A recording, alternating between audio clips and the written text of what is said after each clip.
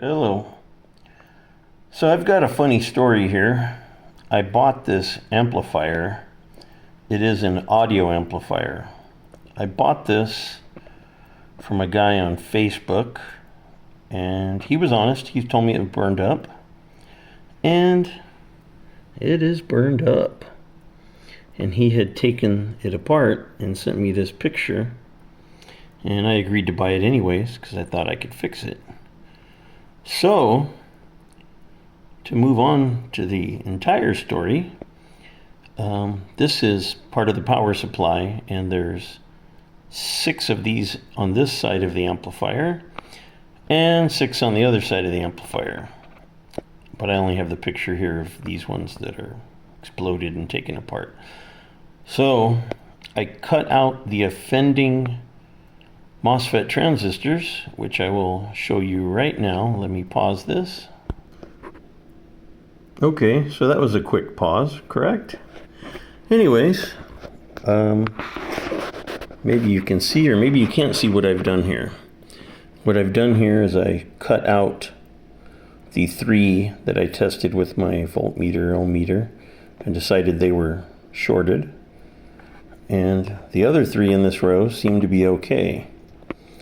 So I clamped the heatsink back down on this one with a burned up MOSFET underneath there just to hold the heatsink flat. Come over here to the other side, and I did the same thing over here. I cut out the offending parts and left the ones that seemed like they were good, and put one of the burnt ones under there to hold the heatsink flat, or the clamp that holds it to the heatsink flat. And here is the entire amplifier. Now this amplifier is 100 watts times 4 into 4 ohms. And it's a couple hundred watts into 4 channels at 2 ohms. So me, with my little pea brain, I deduced that with half of the power supply MOSFETs missing, that it should still put out enough current to run it at 4 ohms per channel.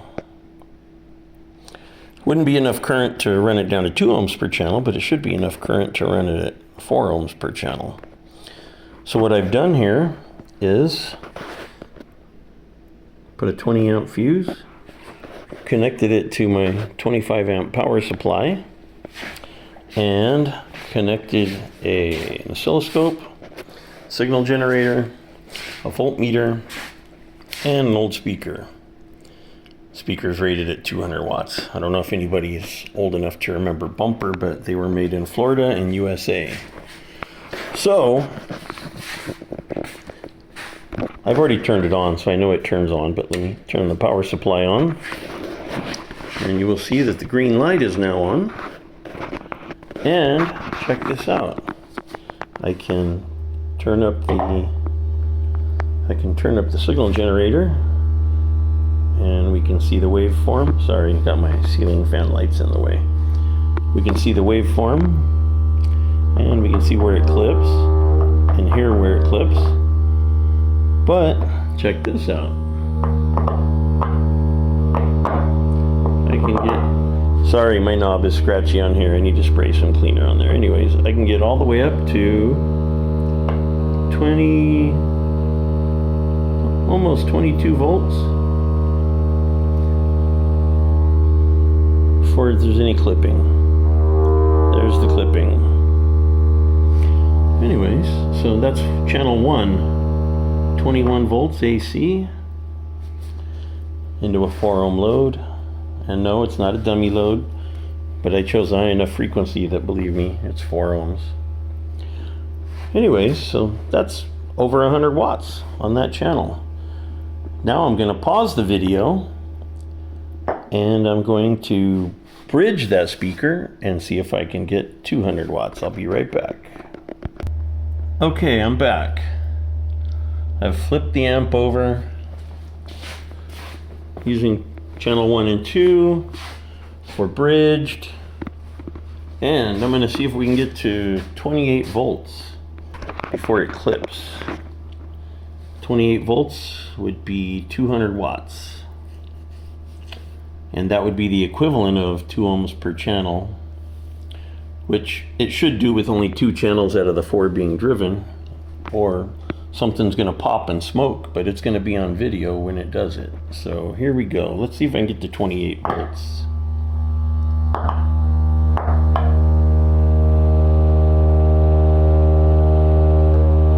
I sure did, but I'm going to have to redo the scope here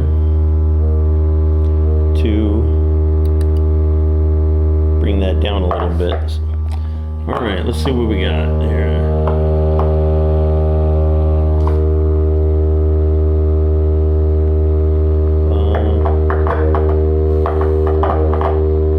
Wow. I'm up to 40 volts before clipping. That's awesome. So,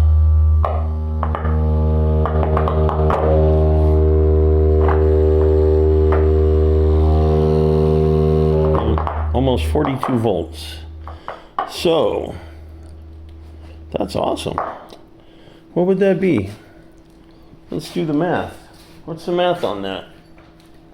Does anybody know the math? 40 volts would be 40 times 40 is 1600. Divide that into 4 ohms. That's 400 watts. So basically that's 200 watts per channel, and it didn't explode. 200 watts per channel with no clipping. I just turned the power supply off. Let me flip this guy back over. Hold on, I'm gonna pause this. Okay, we're unpaused. Yeah, let me see these guys here. Nothing. Not even warm. I wonder how hard this guy was driving this thing to blow it up. Anyways, that was two out of the 4 channels, and bridged on channel 1 and 2 was doing 400 watts with no clipping. Yeah, I don't have that fancy dyno, amp dyno, or any of that stuff. I just got the old-fashioned crap here. Anyways, 40 volts. I did smell the speaker getting hot for sure. It's rated at only 200 watts. That was 400 watts at around 100 hertz. Let me see what it was at. Oh, I turned it off already, sorry. Anyways, I think I had it set at a 75. Anyways, 400 watts bridged with half the power supply missing.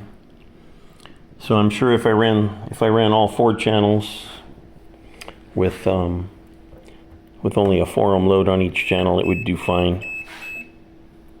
That was pretty cool. I've never done that before, but it just made sense.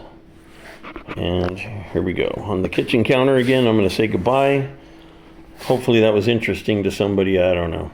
Have a good one. We're gone.